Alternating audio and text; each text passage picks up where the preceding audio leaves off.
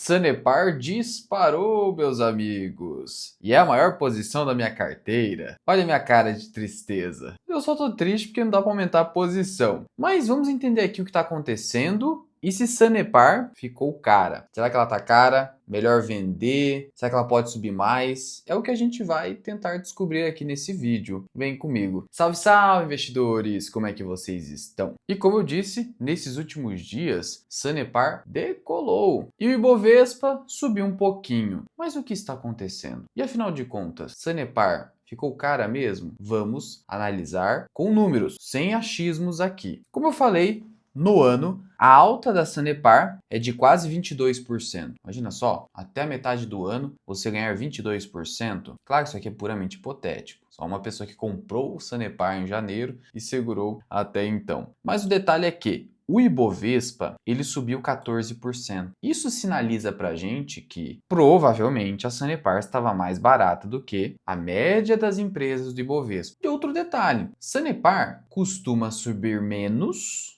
e cair menos que o Ibovespa. Pelo menos foi isso que aconteceu na maioria dos pregões nos últimos 5 anos. Como que eu sei disso? Através do indicador beta. E o beta da Sanepar é de apenas 0,20. Isso significa que, na média, a tendência é de o Ibovespa subir 1% e Sanepar subir 0,2%, ao mesmo tempo em que, quando o Ibovespa cai 1%, a Sanepar só cai 0,2%. Mas isso é só uma medida de volatilidade em determinados períodos. Isso não impede de a Sanepar subir mais ou até cair mais em determinados momentos de muito estresse específico, mas na média é isso que aconteceu. E você vai notar que nesse último mês a alta foi de 7% e que há um bom tempo ela não conseguia superar os R$ 6. Agora, a 6,50. Nesse patamar, a empresa está quase lá nos 10 bilhões de reais. E ela detém um patrimônio líquido de 12 bilhões. Ainda negocia abaixo do valor de patrimônio líquido. Sendo assim, o indicador preço sobre valor patrimonial da ação está em 0,82. Historicamente, a empresa negocia 0,83. Então ela já não está com tanto desconto em relação a esse múltiplo em específico. E veja que a 4, que é a que eu detenho em carteira, subiu mais do que a 11, mas a diferença não é tão grande. Isso acaba acontecendo entre classes de ações. Fiz um vídeo recente, publiquei aqui para os membros da comunidade FMI e do canal sobre a alta gritante das ordinárias de CEMIG, ao passo que isso não ocorreu com as preferenciais. Expliquei com mais detalhes, é só se tornar membro para ter acesso. Aqui não houve tanta diferença, porque não tem grande diferença aqui entre as duas. Na minha carteira, como eu disse, eu tenho as preferenciais, 44 mil ações, é a maior posição da minha carteira de ações brasileiras. Meu preço médio 5,5, só que eu comprei desde os R$ 3, só que eu fui aumentando posição. Fiz preço médio para cima. Eu vi a ação barata, comprei mais. E veja, aqui eu não estou considerando os dividendos recebidos. Com os dividendos, o meu retorno já é de quase 35% e vou continuar segurando. Vou te mostrar o porquê. Mas antes, não se engane com esse PL de 4 vezes lucro. Não. Sabe por quê? É que aqui existe um item não recorrente no balanço da empresa, que é aquele precatório que ela tem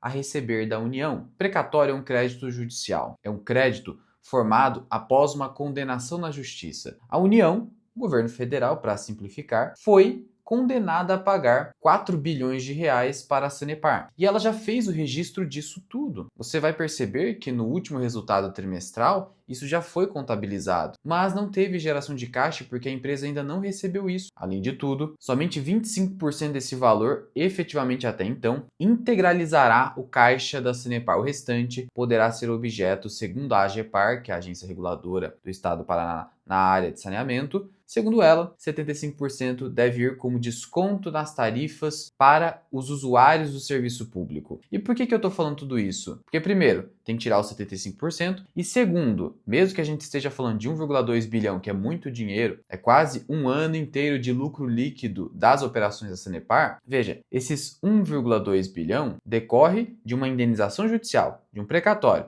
só que impacta o índice preço-lucro e até mesmo o índice EV sobre EBITDA, que em algum momento isso vai gerar caixa, mas é não recorrente. Então, Não se engane, porque se você só olhar para esse múltiplo, você vai falar, nossa, a empresa negocia na média a 6 vezes lucro, já chegou a negociar a 9 nesses momentos de pequena bolha aqui no Brasil, onde a gente não exigia tanto prêmio de risco. Caramba, tá de graça ainda, mesmo com essa alta. Não é bem assim, porque isso aqui tá considerando o valor do precatório. Ou melhor, se eu fosse fazer um ajuste, retirando todo esse efeito, ela não estaria negociando só 4 vezes lucro. Mas a quanto ela estaria negociando? A gente então tem que projetar o lucro líquido sem o efeito do precatório, com esse ajuste. E aí veja, a gente consegue fazer isso. Olha só, o crescimento da receita líquida da empresa foi de 6,3%, foi de 1,8 bilhão. Historicamente, quanto que a empresa entrega a partir da sua receita operacional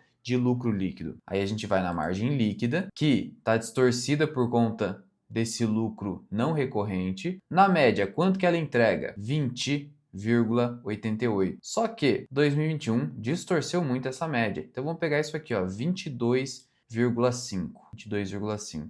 Ok. Ano passado, a receita líquida total foi de 6,85 bilhões e ela entregou 1,550 milhões, 1 bilhão e meio praticamente de lucro líquido. Ou seja, a margem ficou aí mesmo, 22,6, mais ou menos isso. Então 22,5 é um número bacana da gente adotar, ainda mais uma empresa que consegue ter essa estabilidade de resultados e também de margem. E note o seguinte, se ela deve entregar 1,8 bilhão por trimestre, o que é bem previsível porque as receitas elas são reguladas e é um serviço muito essencial. A gente está falando de água, gente. Então a gente está falando de 1,8 vezes 4, 7,2 bilhões de reais de receita operacional. A partir disso, o que a gente faz? Aplica a taxa de 22,5 de margem líquida provável. E a gente chega num lucro líquido sem esse item não recorrente de 1,6 bilhões de reais. Na verdade, 1 bilhão 620 milhões de reais. Vamos puxar um pouquinho para baixo, porque às vezes ela pode ter pressão de custo. 1,6 bilhão. Quanto que foi o lucro no ano passado? 1,55. Crescimento. Por quê? Porque a gente viu que ela consegue crescer as receitas. Elas são reajustadas e revisadas. No setor de saneamento, que é um monopólio legal, setor regulado, você tem o reajuste das tarifas, que é basicamente reposição inflacionária, vai ser 4%, 5%, e ainda você tem a revisão periódica. É uma revisão. Então você tem dois tipos de recomposição nos preços. Isso favorece essa escadinha que a gente vê aqui na Sanepar, em termos de receita e também de lucro líquido. Beleza, 1,6. O que a gente faz então? O indicador é preço sobre lucro. Preço é valor de mercado. Vou colocar simplesmente 9,9. Tá quase lá, né? Valor de mercado dividido por 1,6, que é o lucro. 6,18.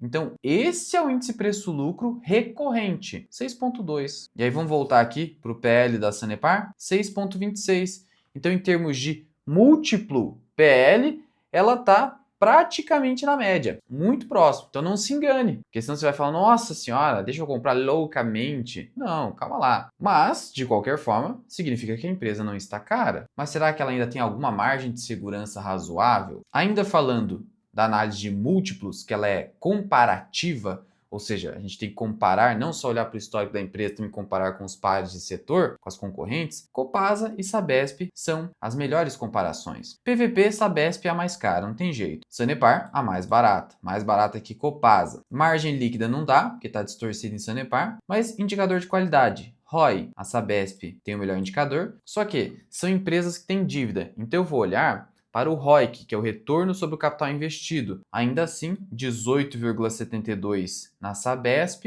e na Sanepar 12,62, melhor do que Copasa. Então, note que a Sanepar é mais barata que a Copasa e tem um retorno sobre o capital investido melhor do que a Copasa. Só que a Sabesp hoje tem melhores indicadores de qualidade. Só que ela já tem uma precificação um tanto quanto excessiva. Por isso que Sabesp fica de fora. E essa precificação decorre da privatização. Então, eu nem olho muito para a Sabesp. Então veja que Sanepar aqui também confirma que em termos de múltiplos, ela está muito bem posicionada. Mas não vamos olhar só para múltiplo. Vamos olhar aqui também para o preço justo da empresa.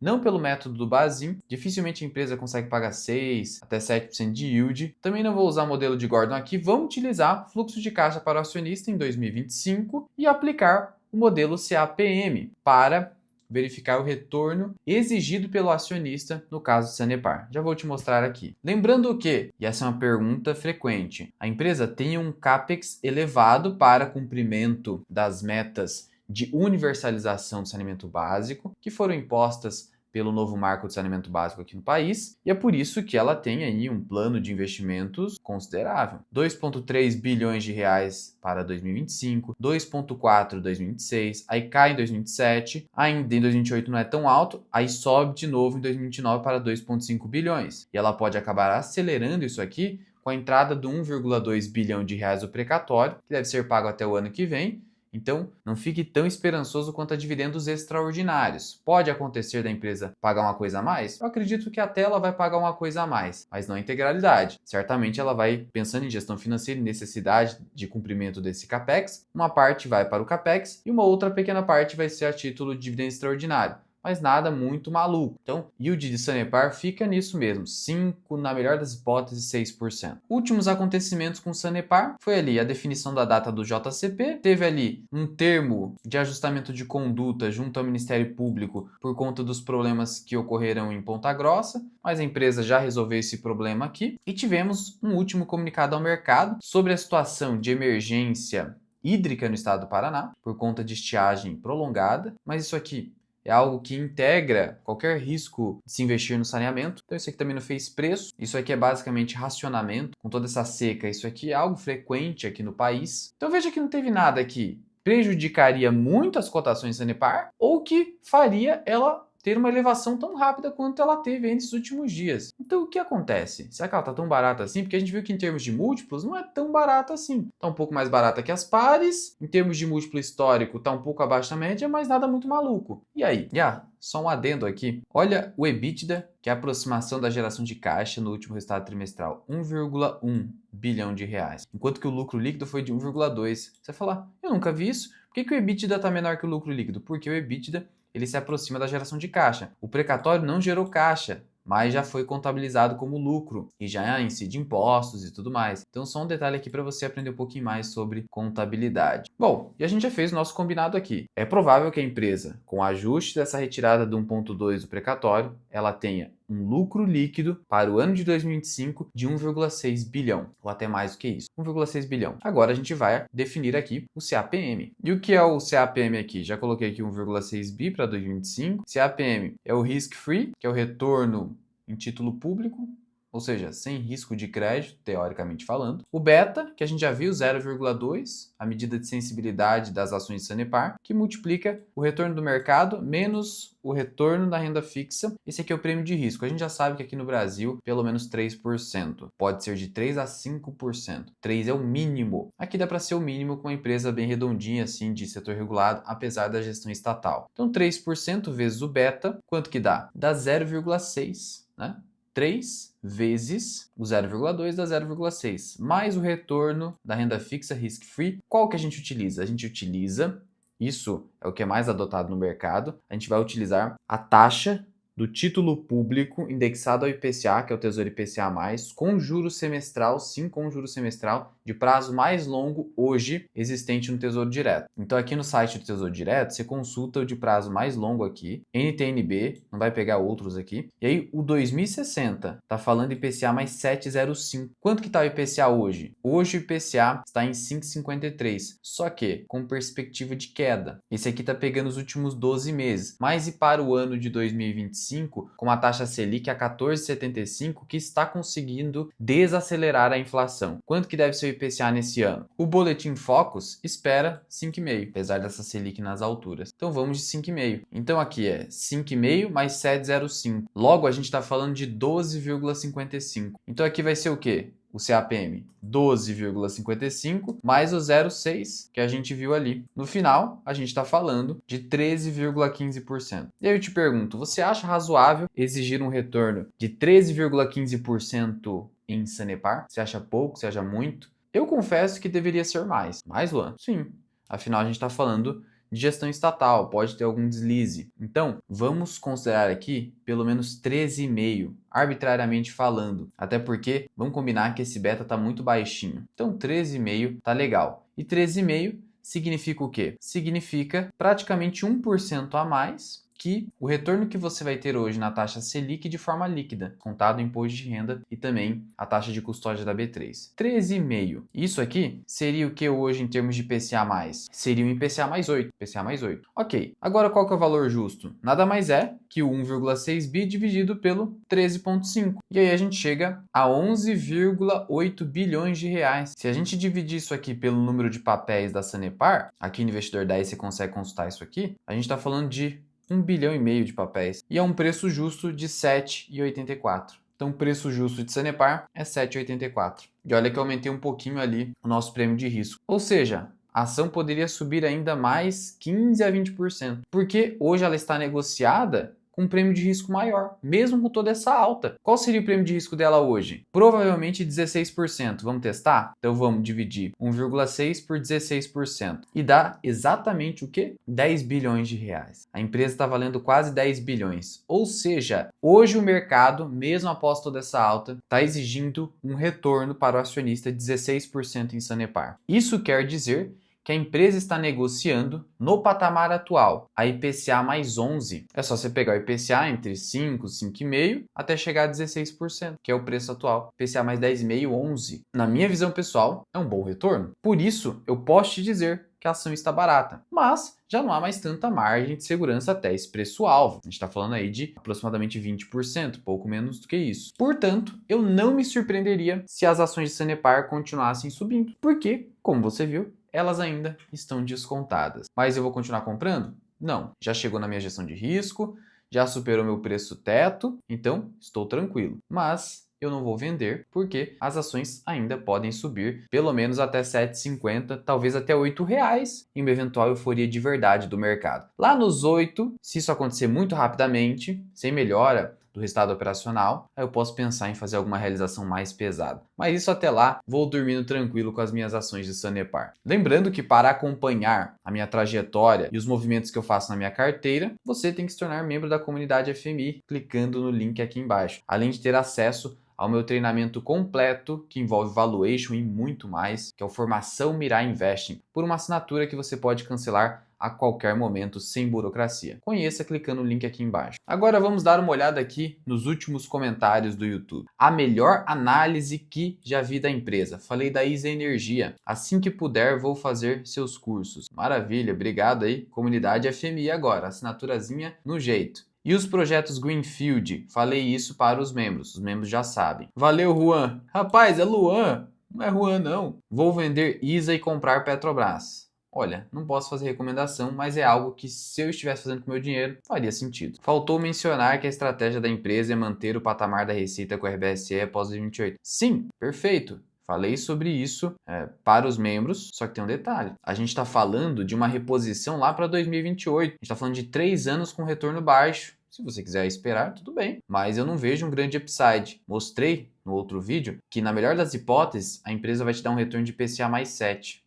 A gente tem uma Sanepar hoje, com toda essa subida, entregando o retorno de IPCA mais 10,5, 11, faz muito sentido. No grupo de membros, você tem conteúdo sobre fluxo de caixa descontado? Quero me aprofundar nisso, Mirai. Tem uma aula completa sobre isso, na parte de valuation do nosso curso, módulo 7, no FMI, e agora numa assinatura que cabe no seu bolso e você pode cancelar a qualquer momento. Por que prêmio de risco de apenas 3? É uma prática do mercado, mas varia entre 3 a 5%, depende do momento. É que hoje está difícil de exigir um prêmio de risco adicional acima de 3, considerando uma Selic nesse patamar. O spread vai ficando cada vez mais apertado tanto no mercado de crédito quanto no mercado de ações. Mas e aí? Você tem Sanepar? Acha que ela tá cara, tá barata? O que você tem feito? E aqui em cima eu vou deixar meu último vídeo sobre Banco do Brasil para você descobrir se ele está barato ou caro nesse momento. Corre lá.